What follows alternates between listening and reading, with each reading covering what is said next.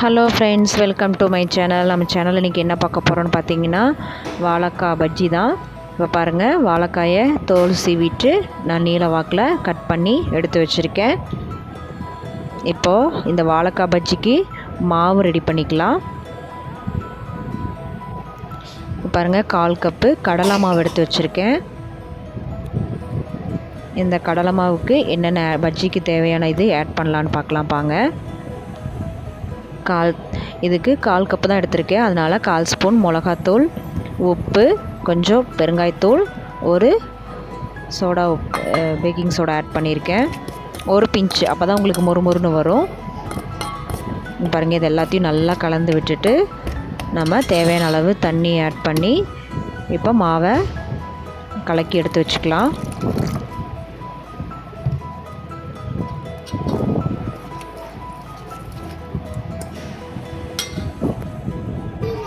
பாருங்கள், இப்போ மாவை கலக்கி எடுத்தாச்சு. ரொம்ப கெட்டியாகவும் இல்லாமல் ரொம்ப தண்ணியாகவும் இல்லாமல் இந்த மாதிரி பதத்தில் நம்ம கலக்கி எடுத்துக்கலாம். அப்போ தான் பஜ்ஜி வந்து நல்லா உப்பி வரும். இப்போ பாருங்கள், கடாயில் எண்ணெய் ஆட் பண்ணியாச்சு. எண்ணெய் சூடானதுக்கப்புறம் நம்ம கட் பண்ணி வச்சுருக்க வாழைக்காயை இந்த மாவில் டிப் பண்ணி எடுத்து போட்டு பொரித்து எடுக்கலாம்.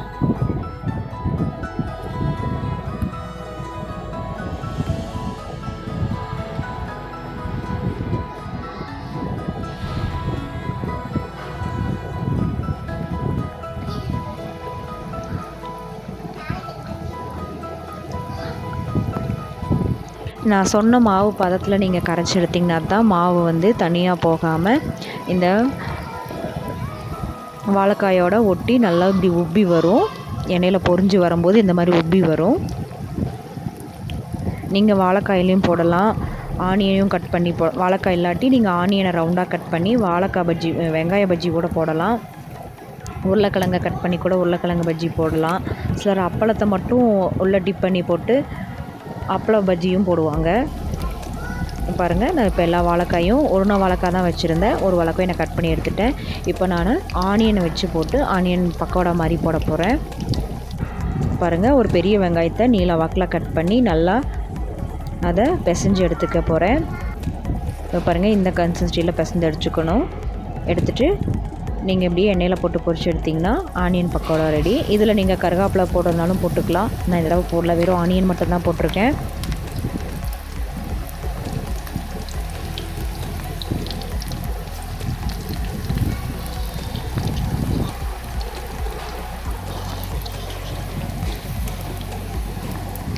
ஆனியனை வந்து முன்னையே கட் பண்ணி வைக்கக்கூடாது, ஆனியனில் தண்ணி விடும்.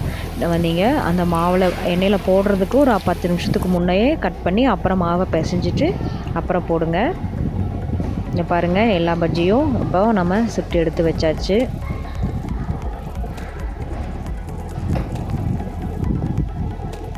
இப்போ நம்ம ஆனியன் பக்கோடாவும் இப்போ ரெடி ஆகிடும்.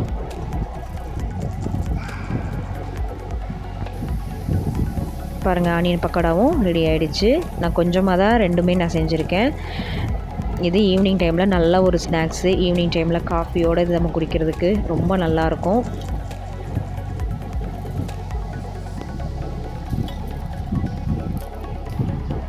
தேங்க்யூ ஃபார் வாட்சிங்.